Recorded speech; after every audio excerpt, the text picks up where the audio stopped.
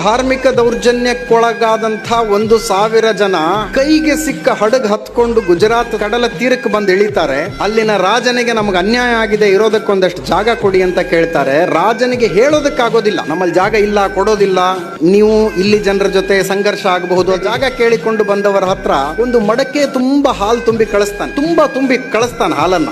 ಜಾಗ ಇಲ್ಲ ಅನ್ನೋ ಸಂದೇಶದ ರೀತಿಯಾಗ್ತಾರೆ. ರಾಜ ಕೊಟ್ಟಂತಹ ಮೆಸೇಜ್ ಅನ್ನ ಆ ತುಂಬಿದ ಹಾಲಿನ ಮಡಕೆಯೊಳಗೆ ಒಂದು ಹಿಡಿ ಸಕ್ಕರೆ ಹಾಕಿ ಕಳಿಸ್ತಾರೆ. ರಾಜ ಹೇಳೋದಕ್ಕೆ ಹೊರಟಿದ್ದ ನಮ್ಮಲ್ಲಿ ಜಾಗ ಇಲ್ಲ ಅಂತ. ಅವ್ರು ಹೇಳಿದ್ರು, ಜಾಗ ಇಲ್ಲದೆ ಇದ್ರೂ ಪರವಾಗಿಲ್ಲ, ಹಾಲಿನೊಳಗಿನ ಸಕ್ಕರೆ ಹೆಂಗೆ ನಾವು ನಿಮ್ಮ ಸಮಾಜದ ಜೊತೆ ಬದುಕ್ತೀವಿ, ನಮ್ಗೊಂಚೂರು ಆಶ್ರಯ ಕೊಡಿ ಅಂತ ಅವ್ರು ವಾಪಸ್ ಸಂದೇಶ ಕಳಿಸಿದ್ರು. 12ನೇ ಶತಮಾನದಲ್ಲಿ ಈ ದೇಶಕ್ಕೆ ಬಂದಂತಹ ಪಾರ್ಸಿಗಳ ಬಗ್ಗೆ ರಾಜನಿಗೆ ಬಹಳ ಖುಷಿ ಆಯ್ತು. ಅವ್ರು ಹಾಲಿಗೆ ಸಕ್ಕರೆ ಹಾಕಿ ಕಳಿಸಿದ ರೀತಿ. ರಾಜ ಅವ್ರನ್ನ ಕರೆದು ಒಂದೇ ಮನವಿ ಮಾಡಿಕೊಳ್ತಾನೆ, ನಾವು ಗೋಹತ್ಯೆ ಅನ್ನೋದು ನಮ್ಮಲ್ಲಿ ಮಹಾಪಾಪ, ದಯವಿಟ್ಟು ಗೋಮಾಂಸ ನೀವು ತಿಂದೇ ಇದ್ರೆ ನಮ್ಮಲ್ಲಿ ಇರೋದಕ್ಕೆ ಅಡ್ಡಿ ಇಲ್ಲ ಅಂತ ಹೇಳಿ. ಇಂಥ ದೇಶಕ್ಕೆ ಜಾತ್ಯತೀತತೆಯ ಪಾಠವನ್ನ ಈಗ ಹೇಳೋದಕ್ಕೆ ಬರ್ತಾ ಇದೆ.